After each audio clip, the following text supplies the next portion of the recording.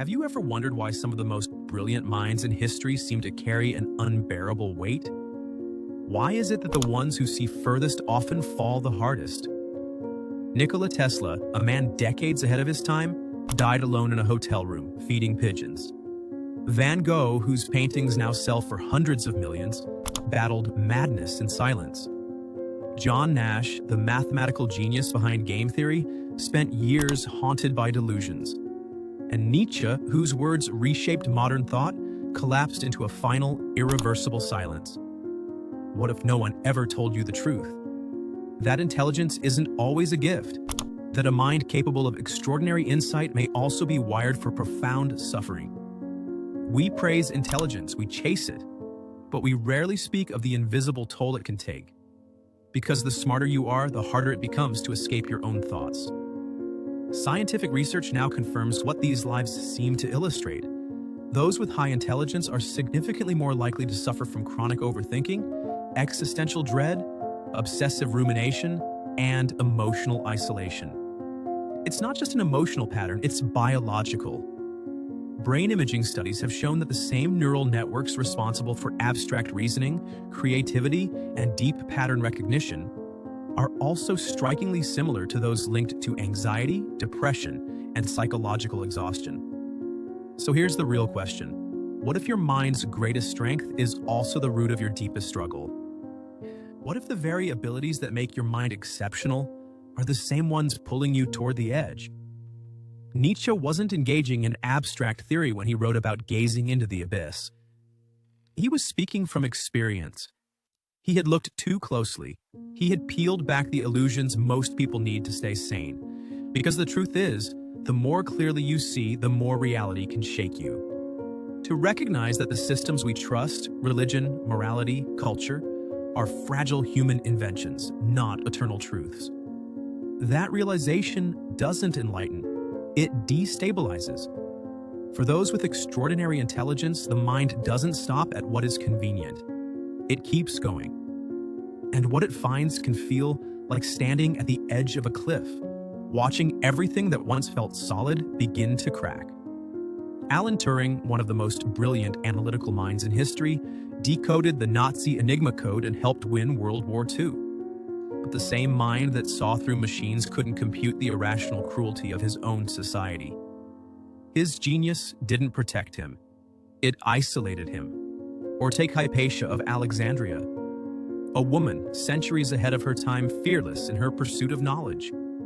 Her refusal to accept dogma made her a threat, and for that she was brutally silenced.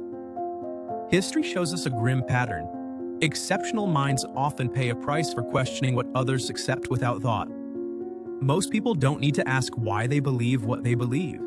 They operate within psychological safety nets, unquestioned stories about right and wrong, about purpose, about meaning. But the more intelligent you are, the easier it becomes to tear through these comforting illusions. And when you do, what remains? When a powerful mind tears away the illusions that once offered comfort, what's left? Nietzsche called it the death of God.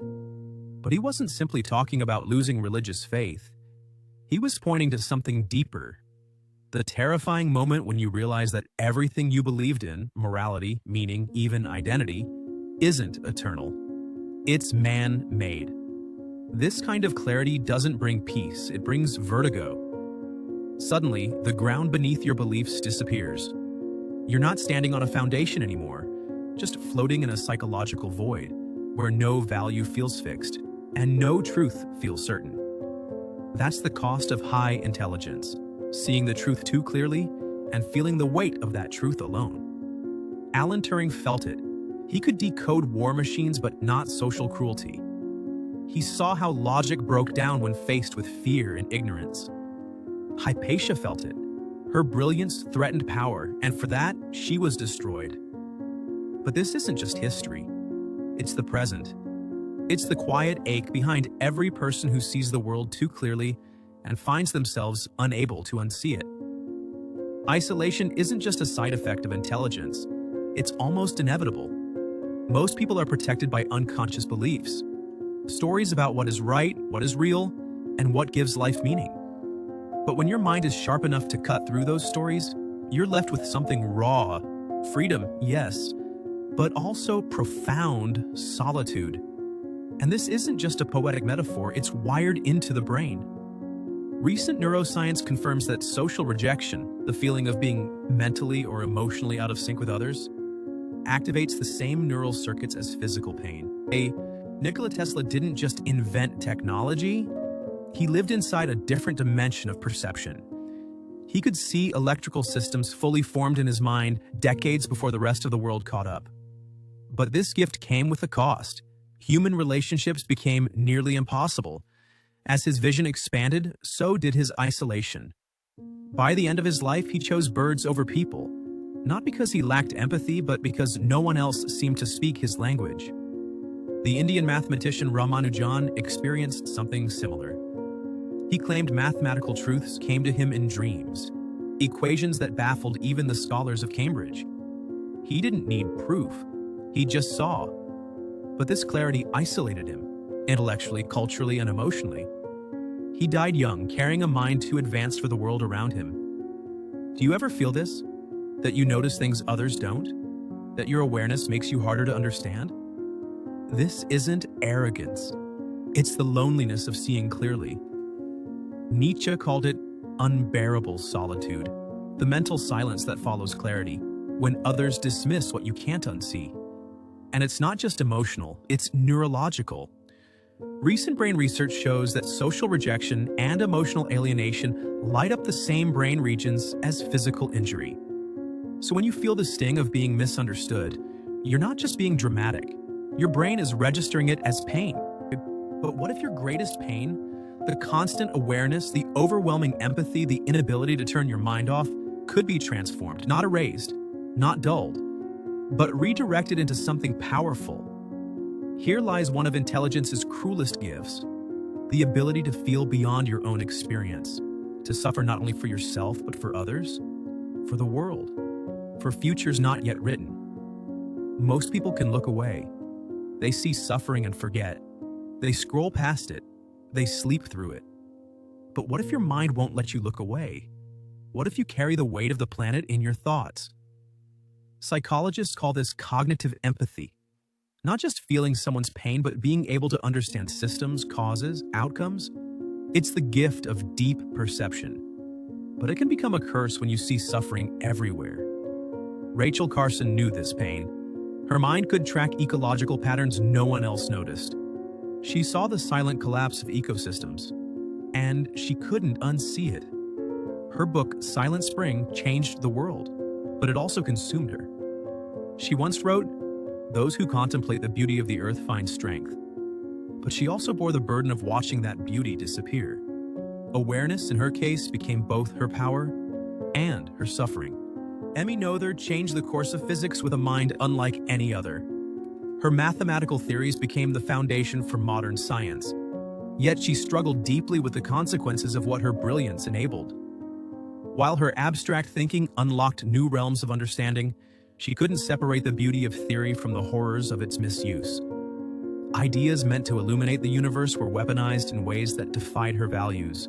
This is the hidden cost of extraordinary intelligence. You don't just understand systems, you see how they break people. When was the last time you felt crushed by knowledge? Not because it was wrong, but because it was too real, too massive to carry? The feeling of knowing too much and being unable to act. Most people move on. They compartmentalize, forget, protect their peace. But highly intelligent minds struggle to do that. They're wired to hold complexity. But the burden of awareness without the ability to change things, that's what Nietzsche called spiritual gravity, the heaviness of understanding in a world that won't change. He believed that intelligence must serve life. Otherwise, it turns inward and becomes despair. Awareness without agency isn't enlightenment. It's torment. Creativity has always been the silent savior of the exceptional mind. Nietzsche hinted at it in his most poetic lines. One must still have chaos in oneself to be able to give birth to a dancing star. This wasn't metaphor, it was survival strategy. The mind that sees too much must find a way to transmute perception into creation.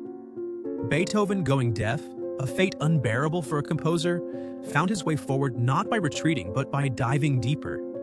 His late quartets, written in total silence, remain among the most emotionally profound pieces ever composed. He didn't escape the abyss, he composed from within it. Visionaries across history share this pattern. They didn't suppress their intensity, they redirected it. What could have destroyed them instead became art, science, philosophy, movement. This isn't romanticism, it's neuroscience. Creative expression activates reward pathways, reduces stress hormones, and gives shape to internal chaos. Highly intelligent brains are wired differently. Imagine a network of superhighways where most people have back roads. This hyperconnectivity allows exceptional minds to see abstract patterns, connect distant ideas, and innovate. But the same wiring that fuels insight can trap them in mental loops, relentless rumination, anxiety, and sleepless reflection. Neuroscience calls it hyperconnectivity, when brain regions that should rest don't. This is where consistent creative practice becomes essential. It's not just self-expression, it's self-regulation. Writing, coding, painting, designing, it gives the mind rhythm, containment, and peace. The goal isn't to silence thought, but to shape it, to create space where brilliance doesn't combust, it breathes. John Nash faced voices and visions, but instead of erasing his thoughts, he learned to filter them. He called it a diet of the mind, feeding only what helped, starving what harmed. Temple Grandin didn't try to become normal. Her autistic mind saw patterns in animals that humans missed. She didn't change her thinking, she used it, and in doing so changed entire industries. The message is clear: extraordinary minds don't need to be fixed. They need to be integrated. The intensity must be shaped, not silenced. Today's world overwhelms even the strongest minds. The flood of information, the constant updates, the endless access to suffering without pause, without filter. Highly intelligent people often feel this flood more acutely. They want clarity, but are handed chaos. They want meaning, but receive overload. In this world, mental boundaries are essential, not to ignore reality, but to remain sane inside it. Curation, not consumption. Focus, not frenzy. You cannot save the world if you lose yourself in it. So how do we carry this weight without breaking? By building systems, choosing carefully, creating regularly, and connecting deeply with minds that resonate. Find your people, find your form. Whether in philosophy, code, poetry, or conversation, hold on to it. Cognitive isolation heals when mirrored by another. Your intelligence isn't a flaw, it's a lens. You don't have to shut it down, you have to tune it. Not silence, but symphony. Nietzsche said, "Live dangerously, not recklessly, but courageously. To feel deeply, think fully, and still choose to act." Intelligence isn't a curse, it's a call. To build, to create, to affirm life even as you see its darkness. The goal isn't to become less, it's to become whole. To turn vision into movement and burden into meaning. The world needs your perception, not diluted, but directed.